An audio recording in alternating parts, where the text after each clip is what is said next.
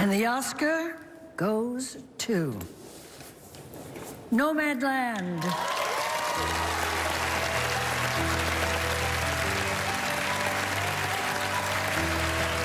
It is the moment we've been waiting for, Nomadland taking the top prize at the Academy Awards. That, plus Glenn Close twerking her way into our hearts and some history makers. We are digging into all of that and so much more, including the biggest moments of the night as we recap the Oscars on ET Live.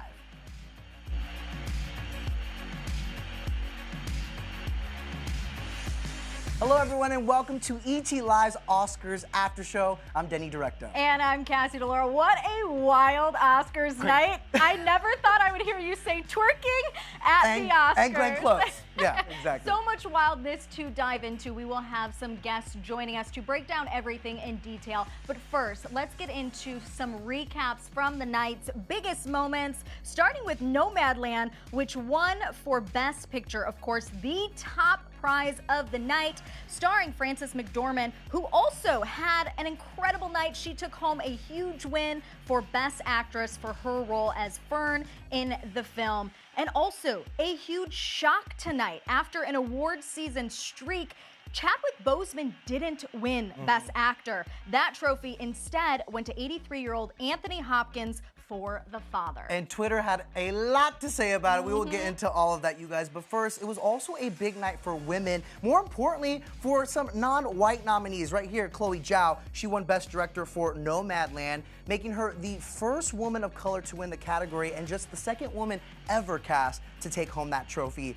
Also, one of my favorite moments of the evening, Ye Jung-yoon won Best Supporting Actress for her role in Minari, making history as the first South Korean actress to win the award at 73 years young, okay? I love it. Go ladies. What a fabulous night for the women. And speaking of, we have two of my favorite women joining us as guest panelists tonight. ETonline's very own Ash Crossan and Carla Renata from thecurvyfilmcritic.com. Ladies, thank you so much for spending your Oscar Sunday with us.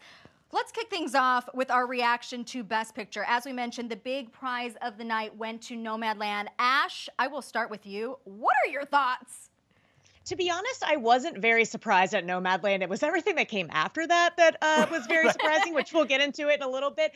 But I really did feel like it could have been any of the films. It really wouldn't have been a huge surprise to me either way. But I felt like after the Independent Spirit Awards, especially like once we started getting into the show, it became very clear that this was Nomadland's show. So I wasn't very surprised to see it take home that prize. And what a night for Chloe Zhao. I'm just very, very excited and proud of her. Like what a night for her. Carla, what was your reaction to this win?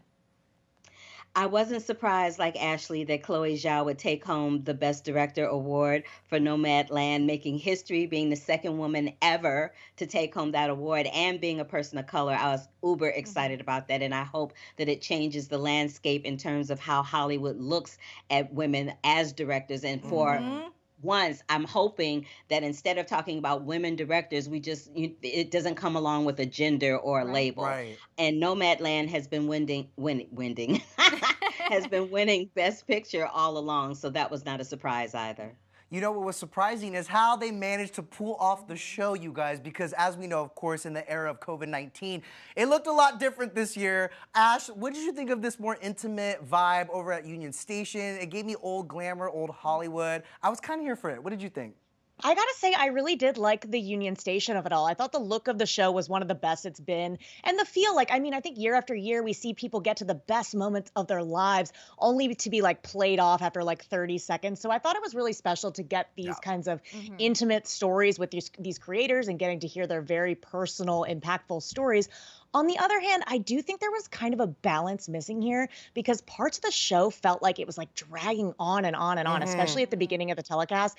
I don't know. It could have been the order of the awards, but I think honestly, the lack of the musical performances within the telecast was a huge mistake. Like we needed a little break, right? We needed to break it up a little bit. We needed to break it up. It's my biggest criticism. I mean, they spoke like throughout the show about how movies should make you feel something, and nothing makes you feel more than like the songs within the movies. I just felt like That's a that good point. absence was felt tremendously. I was also missing some comedy. There were some funny moments, but I think we needed like the Tina Feys and the Maya Rudolphs to present as Well, to your point, and speaking of absence, noticeably missing was a host. Right. Carla, I want to ask you, do you think that the Oscars needed a host or not this year? Obviously, we had previous Oscar winners who would kind of take turns introducing different categories and going off there, but do you think that we needed a host?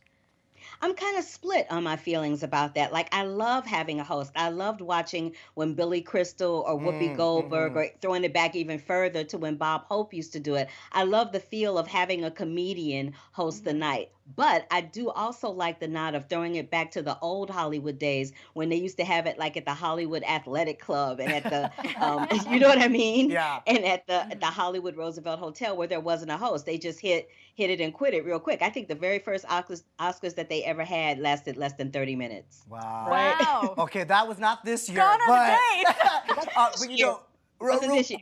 right, exactly. You guys, most of the presenters and the attendees were there at Union Station in LA. They had some remote locations around the world so everyone could participate. But more than anything, there were no Zoom acceptance speeches. Everyone did it live. Ash, knowing that this has been a very long award season, how do you feel like the Oscars compare to all the other virtual award shows we've seen this past year?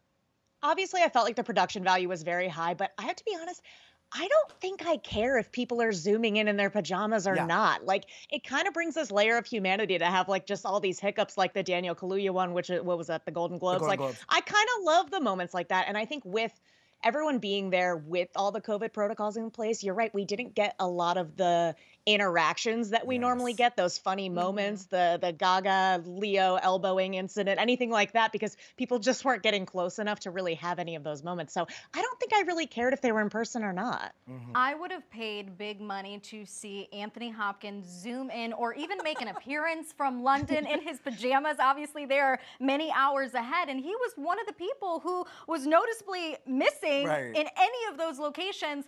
And it was a big year for him. He should have been there because he took home the award for Best Actor and did not have a speech, but we do have a clip from his winning moment. Take a listen. Academy Award for Actor goes to Anthony Hopkins, the father. The Academy congratulates Anthony Hopkins and accepts the Oscar on his behalf. Carla, obviously going into the night, Anthony Hopkins was predicted to win, but also Chadwick Boseman was predicted to win. And I feel like everyone was really hoping that he would win. And in fact, looking at the rundown of how the Oscars was laid out this year, normally Best Picture is that last award. And instead, it was flip-flopped to be the Best Actor category announced last. So we all kind of thought, okay, this is a big moment. It's going to go to Chadwick. And then it went to Anthony Hopkins. What did you make of this win and that moment? I'm really shocked because, as you guys mentioned earlier, Chadwick Boseman swept this award season. I think Anthony Hopkins only won once, and that was recently at the BAFTAs I think it was at the BAFTAs. It wasn't even the Golden Globes. And we expected him to win at the BAFTAs because that's in his own backyard, right? But everybody thought that Chadwick Boseman was going to get it. This was the last opportunity to pay homage to someone who's no longer here and honor them, even though he had swept the whole entire award season. So, yeah, I was shocked. And on a personal note, I'm a graduate of Howard University, as was Chadwick Boseman and Kemp Powers, who won for Soul. So I was rooting for the HU Bison all the way. But no shade to Anthony Hopkins. Anthony Hopkins is 83 years old. He is the oldest person to win the Oscar. He hasn't won the Oscar since Silence of the Lambs. And, at 83 years old, if you don't feel like getting on a plane and coming to and accept an award, that's your business. He doesn't have to be there, you think that. So, No. Obviously, again, this was a missed opportunity for a big win for Chadwick. But what do you think it was about Anthony Hopkins' role that did it for the Academy? It was a tour, just like Chadwick's performance in Ma Rainey's Black Bottom.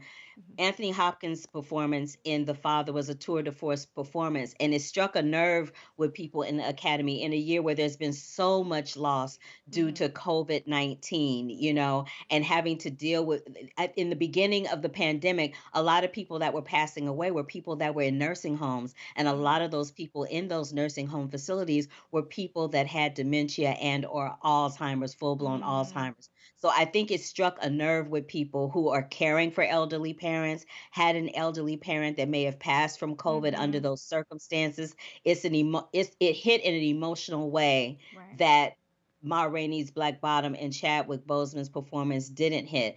I was hoping for a tie, maybe, I was all about the ties, but I can understand why people voted for Anthony Hopkins. It's Anthony Hopkins. He's Right. wonderful in everything that he does. Is social media sharing the same sentiment that you just said right there? Because you did raise a really valid point. Or are they pissed? Sort of, but no. People mention what you guys mentioned about them flip flopping the awards and putting Best Actor at the end, because I think people did think that they were going to have a moment with Chadwick Boseman, and when that didn't happen, it just felt kind of awkward. It's like, ooh, is that how we're going to end the Oscars? So a lot of people on Twitter are talking about that, and then some people are saying what I just said, that Anthony Hopkins' performance is a tour de force. He's 83 years old, and he's the oldest person ever to win the Oscar, which is, it's a really great thing because it shows that ageism doesn't go away just because you're 83 and you're nominated for an Oscar. There's also something really beautiful to be said about that. But yeah, folk on Twitter, they upset. They are visibly upset that Chadwick Boseman didn't win, because I think everybody was hoping and leading up to it, that's what was going to happen. So when it didn't happen, it was disappointing. It was disappointing for me, I'm not going to lie, but I respect that Anthony Hopkins' work was honored. Exactly, and a huge congratulations to Anthony Hopkins, who might be very well in his REM sleep right now over in the UK. Carla, thank you so much for your insight. Stick around. We have so much more to break down with you later in the show. Absolutely. Let's switch gears to what I think was another shocker of the night, Best Actress. So a lot of the nominees in this category were poised to make history, but of course the trophy actually went to Frances McDormand. Let's take a look. The Oscar for Best Actress goes to Frances McDormand.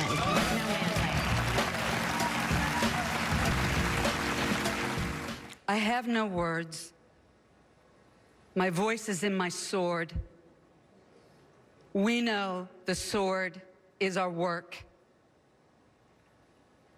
And I like work. Thank you for knowing that. And thanks for this. Well, if the sword's also an Oscar, you can add 3 of them to Frances McDormand's long list of achievements. But let's bring in our girl, Ash Crossan. Ash, because I was telling you that I felt like this was the category to watch leading up to tonight, because it could go anywhere, and to anyone based on like the award season this past year. Were you surprised that it ended up going to Frances, though? I was surprised. I feel like the conversation throughout the last few weeks felt like we were really circling a Viola Davis win. Early on in the night, especially, like Ma Rainey's Black Bottom was getting a lot of love, but as the night went on, it just became Nomadland's night. And I think, to what Carla was saying, the flipping of the categories and the way the run of show being different, it just felt like we were going towards this very historic night, and I don't want it to take away from Frances McDormand's performance or Anthony Hopkins' performance, because they're both incredible, but it just felt like we were leading to this like really big moment at the end of the show that we just kind of didn't get. So it felt like we were just ended on kind of a downbeat. To your point, like we did get a lot of love spread throughout the award season. Like Viola won the SAG Award, Andra Day won the Golden Globe, Carey Mulligan won the Critics' Choice Independent Spirit Award. It did feel like the love was spread throughout the season, that it could have really been any of them, but I was thinking it was going to be Viola, maybe Carey. I honestly did not expect Frances McDormand. It's hard to compare performances because all 5 nominees gave such poignant but also different performances. What do you think? Frances McDormand, by the way, this is her 3rd Best Actress win. Do you feel like they honored maybe her legacy, or was there something about this performance in Nomadland that you think really struck a chord with the Academy? You have to remember, in this movie, Frances McDormand is there's another actor in the movie, but she's basically the only actor in the movie. She's acting against people that are playing as themselves, who are real nomads, who Chloe Zhao, I mean, just hats off to her. This is why she won the Best Director, because she got these people to just, you would never even know. But I think Frances's performance was really great and really special for that reason. She brought a lot out of the people she was acting across. It was a really, really beautiful film. And Frances McDormand's incredible. We know she's incredible. You know, she didn't get here for no reason, you know. It just was kind of a surprise. And it was also so method, because what we know about the making of this film, I mean, she really traveled in that van with Chloe while they were making this movie. So she completely transformed into the role, so much in fact that I felt like I was watching her documentary. I was like, is this fiction? But you know, it was a classic Frances McDormand performance, and of course she was rewarded for it in kind. Ash Crossan, stick around, we have more with you. You're also going to talk about some fashion. Who knew? Love to see it. Who knew? Thank you.